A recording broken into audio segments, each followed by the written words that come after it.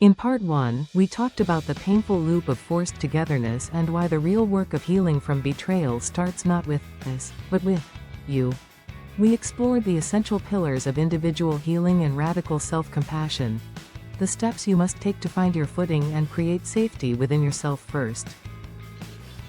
But what happens next? Once you've started that difficult solo journey, how do you begin the delicate process of constructing the bridge back to each other? This is where we move from you back to we. It's a structured process, not a hopeful leap of faith.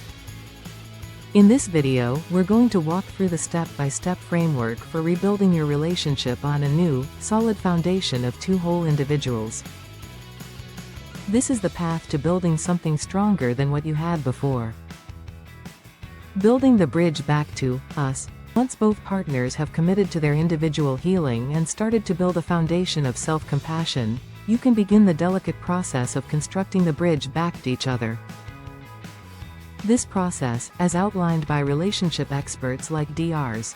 John and Julie Gottman, follows a clear, phased approach: atonement, attunement, and attachment. Atonement and creating relational safety. This phase is primarily the work of the partner who was unfaithful. It's about demonstrating genuine remorse and taking radical accountability. This isn't just about saying, "I'm sorry," it is about showing it through consistent, transparent actions. The first step is often a full, transparent disclosure, ideally facilitated by a therapist.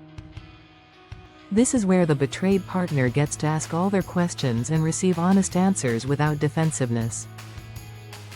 This act, while incredibly painful, is crucial. It eliminates the secrets that corrode trust and lays a new foundation of honesty. Following disclosure, the key is consistent transparency. This might mean voluntarily sharing access to calendars, phone messages, or location data for an agreed-upon period. It's important that this is offered freely, not as a result of a monitoring. It's a sacrifice of privacy made willingly to help the wounded partner feel a sense of security. This is the proof in the pudding that demonstrates a commitment to change through actions, not just words. Attunement through shared compassion. Once a baseline of safety is established, the focus shifts to attunement, learning to turn toward each other emotionally again. This is where the individual practice of self-compassion begins to evolve into a shared practice. Couples can create shared self-compassion moments, sitting together, synchronizing their breathing, and silently repeating phrases like, "May we be kind to ourselves as we heal." This fosters empathy and co-regulates your nervous systems. Another practice is creating safe, structured conversations. Schedule short, daily check-ins, 10-15 minutes, where you only use "I feel" statements and practice reflective listening. For example, "I feel scared when you're late and I don't hear from you." The other partner's only job is to listen and validate the feeling, not defend their actions.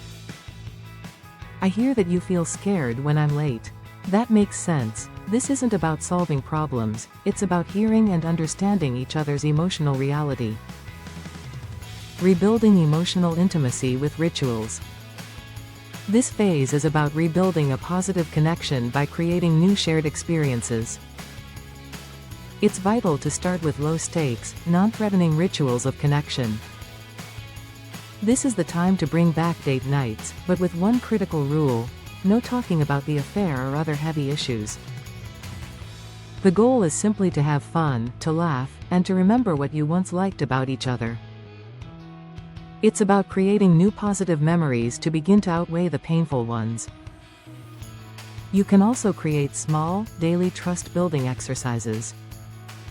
This could be making and keeping small promises, like sending a text at lunchtime or handling a chore you said you would. Each kept promise is a small deposit in a depleted trust bank. These consistent, reliable actions demonstrate that you are a safe and dependable partner. The gentle return to physical intimacy. The final stage is the gradual reintroduction of physical touch.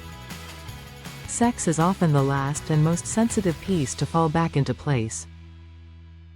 Trying to rush it will almost certainly backfire. The process must be slow and respectful. It may start with simply holding hands while watching TV. Then, it might progress to cuddling, then kissing, always checking in with each other. It's essential to communicate openly. A partner might say, "I want to be close to you, but I'm feeling anxious right now." The other partner's compassionate response, perhaps just holding them without any expectation for more, is what rebuilds safety. Setbacks are normal and expected. There may be tears or moments where one person needs to pause. These are not failures, they are part of the healing process. Responding to these moments with grace and understanding is what solidifies the new, secure bond you're building. This isn't about returning to your old sex life, it's about creating a new one, built on a foundation of profound honesty and emotional safety.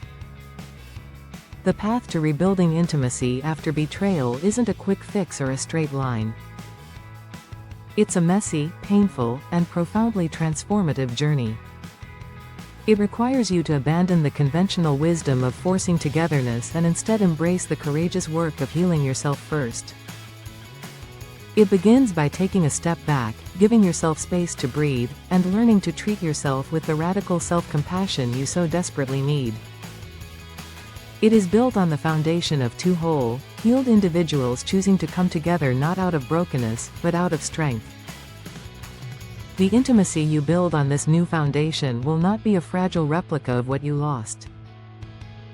It will be something far more resilient, more honest, and more deeply connected than you ever thought possible. Healing is possible, and a new kind of love can be reborn.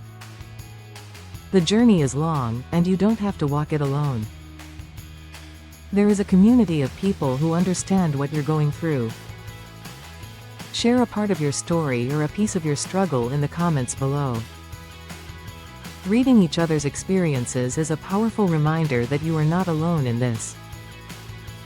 Your courage in sharing can be the light that helps someone else find their way through the dark.